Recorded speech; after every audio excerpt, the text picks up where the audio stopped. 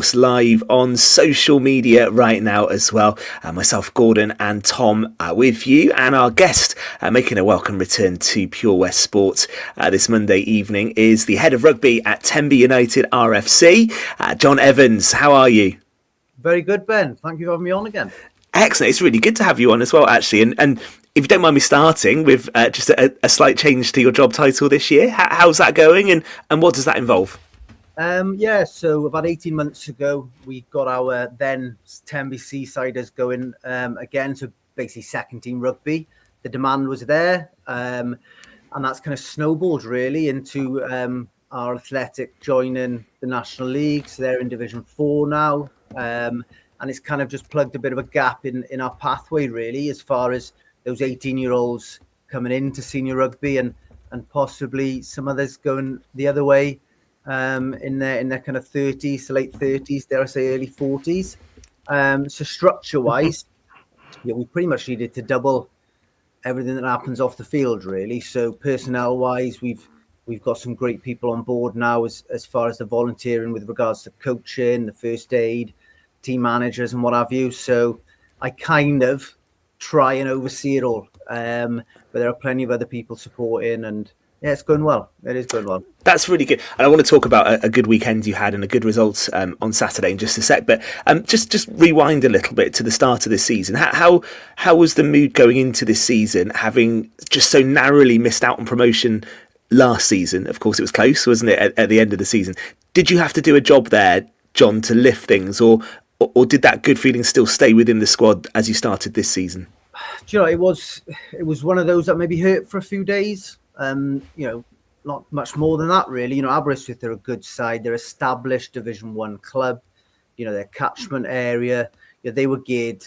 They're ready for Championship rugby. And if we're honest, we probably had we definitely had a much better season than we expected. First year in Division 1 for a while, and then all of a sudden we were in a title race with them, which was good fun.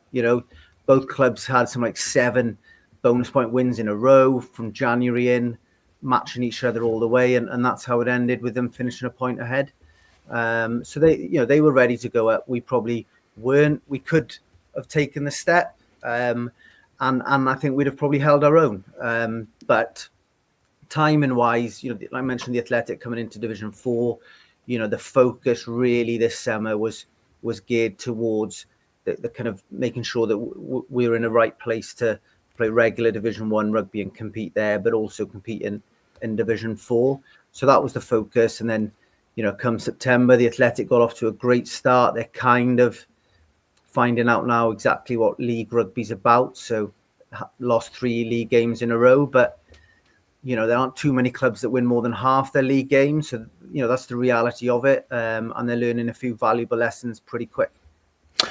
So the start of the season then, and a big win at the weekend, putting 47 points without reply against Kidwelly, which was great, and 3 wins from 4. Jon, what's your assessment of the results you've had, and also the involvement of some really talented young players in that first 15 as well?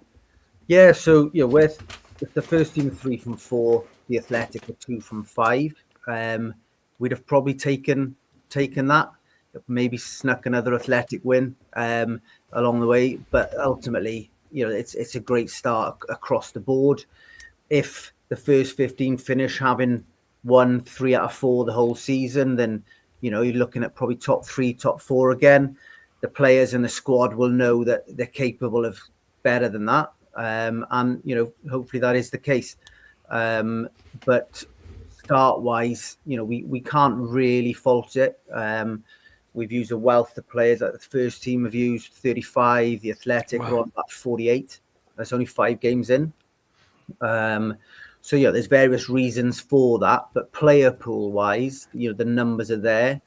The challenge is to make sure we got 40 every week now, because there isn't really a choice. Whereas second team rugby, there is that little bit of a choice where if you don't fancy it come Thursday, Friday, you could kind of knock it on the head and move it on later in the year.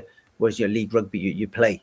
And we're pretty proud of, in the last 6 or 7 years, certainly in my time, we've never pulled a game. We'll play with what we got, and whatever happens. Let me go to Gordon. Yeah, the demise of second team rugby, John, you've just put the nail on the head there. It was just more a social sort of rugby back in the day.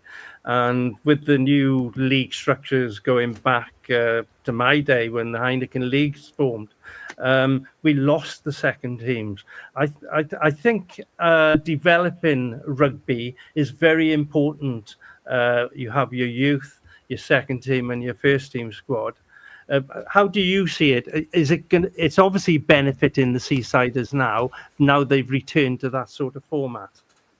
Yeah, you've got to have the pathway. So we have got 15 plus players at every age group from under sevens up, and it's taken time, and there's coaches involved with those teams that make sure that they're providing the quality and enjoyable rugby, so that when they get to youth and beyond, you've got a dozen or so coming into senior rugby. Once you've got to that, then I think you're in a position then to maybe look at it.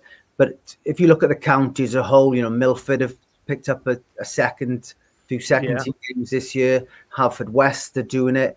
I think I saw St David's were going to have a development game. Crummock have obviously been doing it for years. Narberth have doing it for years. So, there is definitely room for, as you said, that social rugby. But we've had chats in Tenby the last couple of weeks that, it's social rugby, but, you turn up at Uppers 1 on a Saturday and you've got to have a competitive edge in order to enjoy it a little bit more, because you do want to be winning, and it's having that balance, because obviously we had to apply to get into the leagues. I attended meetings and we've had conversations there, and and I know that not every club was overly favourable of us joining the leagues, and they had concerns that where are the players going to come from, because the last is players take where we are.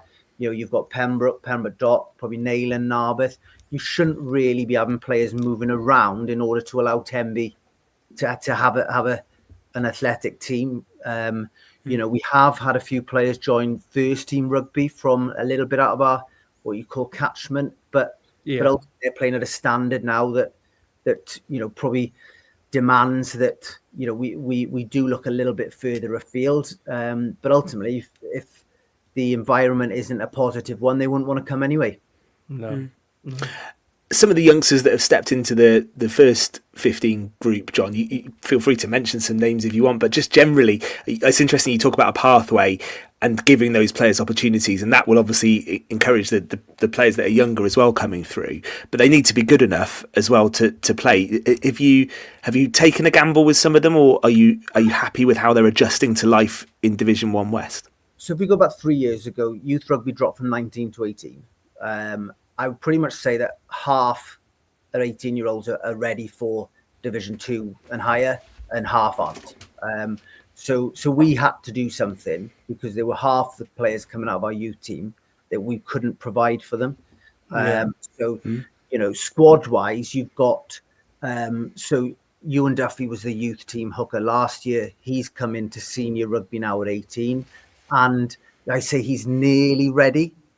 He's played first team rugby, he's played athletic rugby, but we know he came to Hendy with us a few weeks back, and he is capable of stepping up now. We've just got to pick the right games for his development, but we also know that he's got rugby in Division 4, so as an example. But then the hooker that started Saturday was Kyle Rossiter, who's a year older. He's had 35 games of senior rugby already. Wow. At 19. So, if they're ready, not the cream, it sounds a bit extreme, but if they're good enough, they'll play. We know now, though, that regardless of where they are physically, there's rugby for them in Tenby, and that's the big thing. Yeah. And Gord, you can pick up a bit on this as well.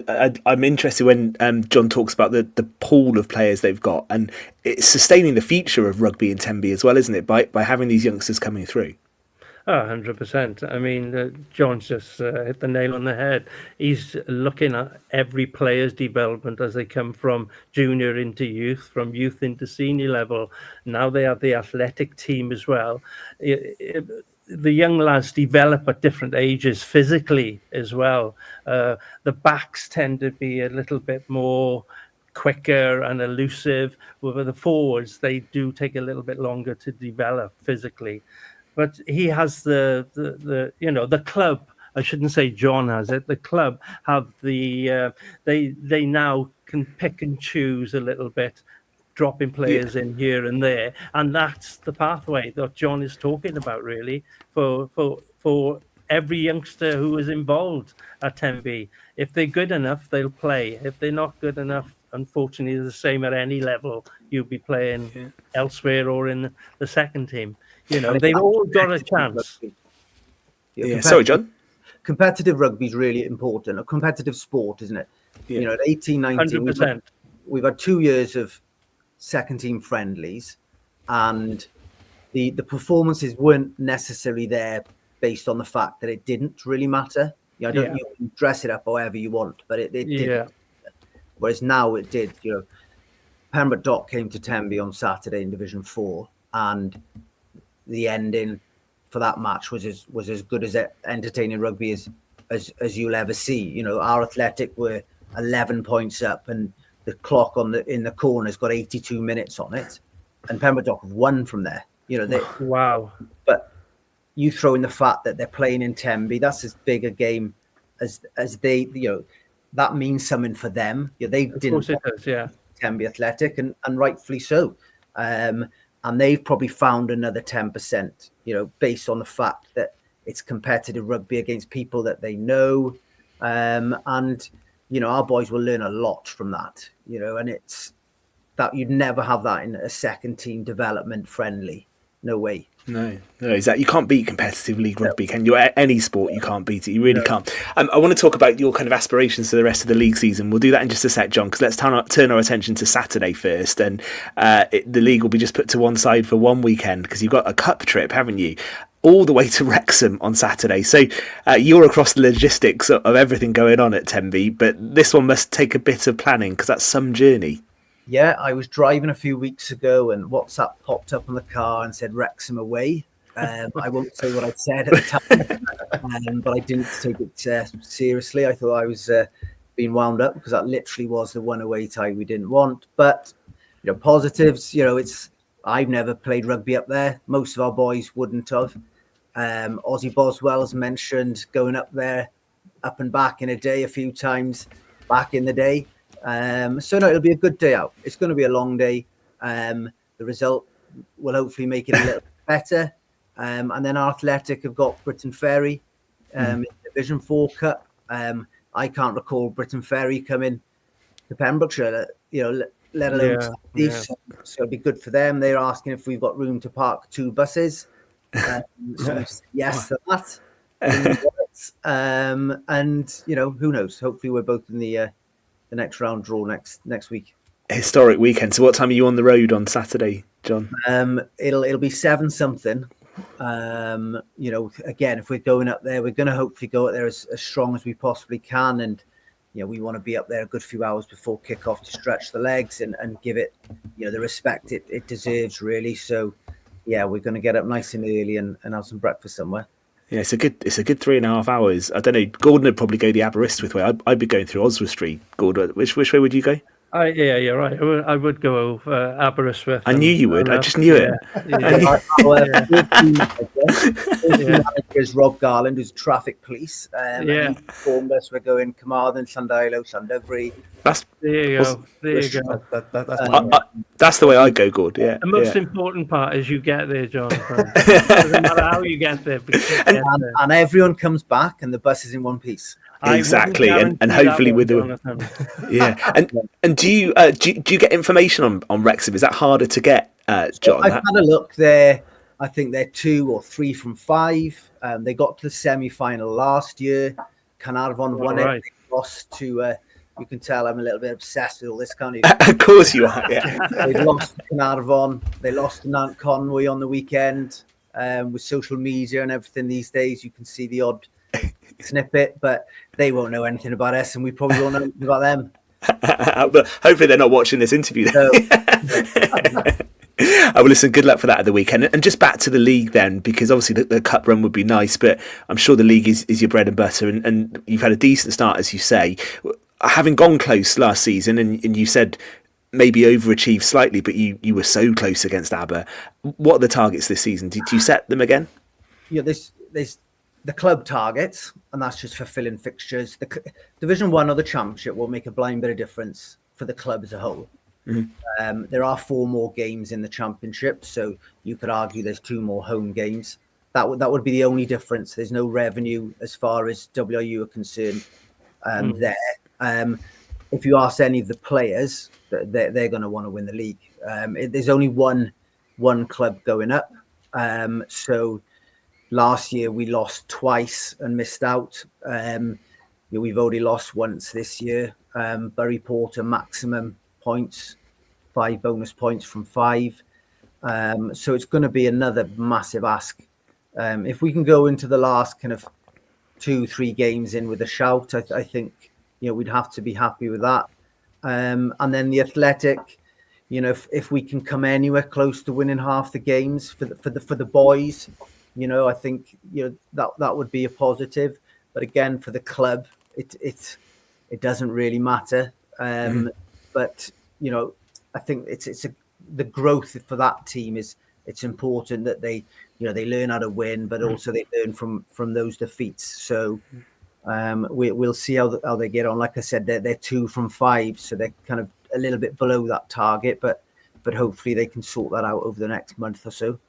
But that side is playing a really important part, isn't it? As you said, in the club and the structure and the ethos as a whole, just having that team playing competitively, John, that sounds a really good thing. And actually, you're securing the future of rugby in Tenby for years to come, I think, with the setup you've got. Yeah, it's there's a lot of hard work going on behind the scenes from people to make sure that this is working. We've got to make sure that there's I'm not going to be around forever, and the guys that we're not all going to be there doing it. It's to make sure that there are people to carry this on, because we don't just pick and choose to be in Division 4 now. That's for the long term. It's not an option every season. We're in, and we've got to stay there. So we are going to have to work hard, and this is where the winning helps. We've got a first team environment. There's been a lot. We haven't lost at home for like 2.5 years with the first team. Wow. The Athletic have lost at home now twice, but it would have been unfair to compare. I think we were probably guilty of thinking that the Athletic could just turn up and carry on that winning mentality, but that was never going to be the case. They have to earn that. And also not a bad lesson to teach some of those young players either. Well, take last weekend. 11 points up with nigh on a minute to play. Wow. The ref had called last play and we're still playing. That ball should have been kicked out. It's little things like that. They won't make that mistake again. No, exactly. And when it matters in a league game rather than a friendly, actually there's something on it, isn't there? You never kick the ball out of a friendly. You play until you don't ask them how long's left, and just because you've won, kick it off in a friendly. Whereas league rugby, you do. Yeah, indeed. Well, listen, John, we could talk rugby with you all night. You're more than welcome on the show anytime as well. Great to have you on this evening. As Gordon said, safe travels to Wrexham there and back in a day. I hope that goes well, and hopefully that coach back will be. I think it will be lively whatever happens, but it will be a bit sweeter with a win, will it not? It certainly will. Yeah. I think the players they're going to enjoy whatever happens. They'll be enjoying. Good stuff. Well, from us all here, good luck. Keep up the good work. We'll speak to you again soon. Thank you, John. We're going to come back for the final pass of Pure West Sport in just a few moments. Pure West Sport Show, sponsored